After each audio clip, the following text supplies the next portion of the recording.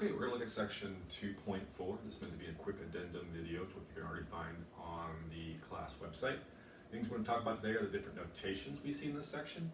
We're going to see a preview of local linearity not found in the textbook that will help you out seeing this coming in down the line. Also discuss the units of f prime of x. So the first thing we'll discuss is different notations. So as you see here, we're going to start with the assumption that y equals f of x. That is that y is the output as a function of the input variable x. The derivative of f is f prime of x equals the limit as h approaches 0 of f of x plus h minus f of x all over h.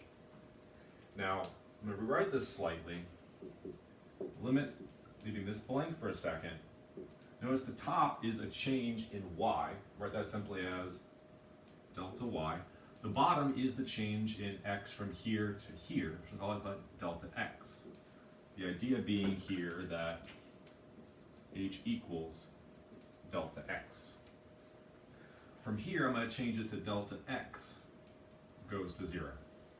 So I get that f prime of x is that. Now, this is one way of looking at it, but I can also come back and scrub it out and use the other notation, which is Leibniz's notation, and write that says dy dx. And I'll mention this does not require the f. An example of that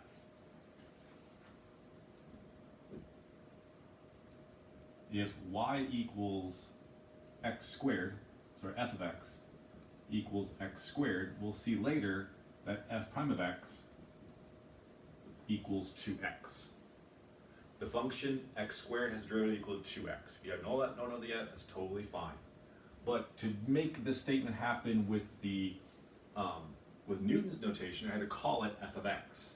Contrast that with the simple statement that d dx of the expression x squared equals 2x. So the key point is that both the blue and the green have the same meaning. So one upshot to the Leibniz notation is I don't have to call this expression first f of x to write it as the derivative of f. So the derivative of this expression is that expression. Okay? Now with this leads naturally into bullet point 2. I'm going to highlight this part of the board right here and write down this again, that dy dx equals the limit as delta x approaches 0 of delta y or delta x.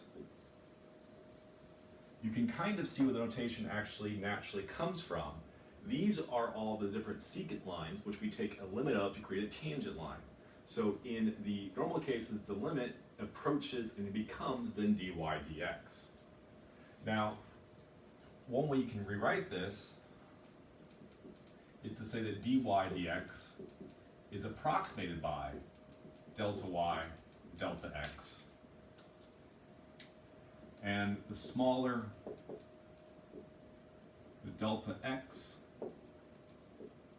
the better the approximation.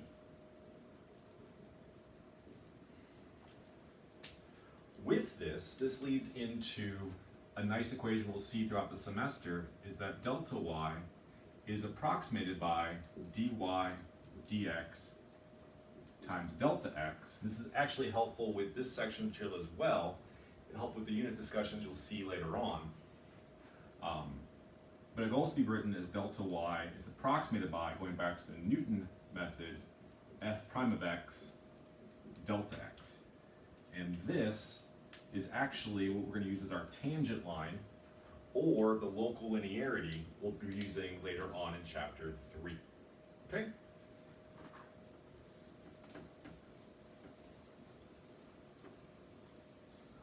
The last bullet point I want to discuss in section 2.4 are the units of f prime of x.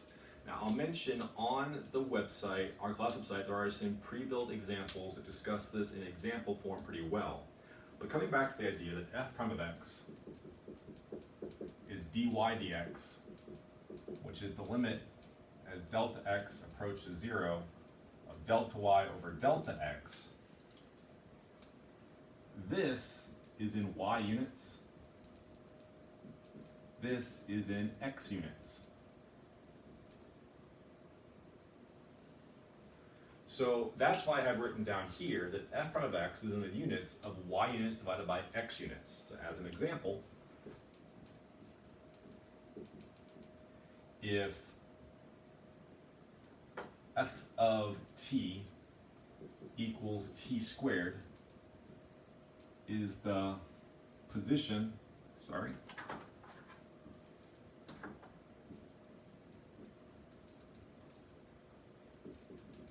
in meters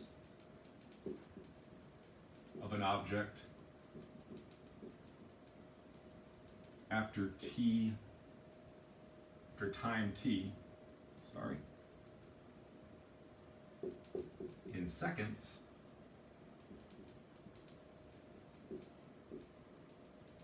then f prime of t has units of the output units, meters, divided by the input unit, which is seconds. So if the original function gives position as a function of time, then the derivative should be in meters per second. We know it should be velocities we saw in section 2.1/2.2. Okay, thank you everybody.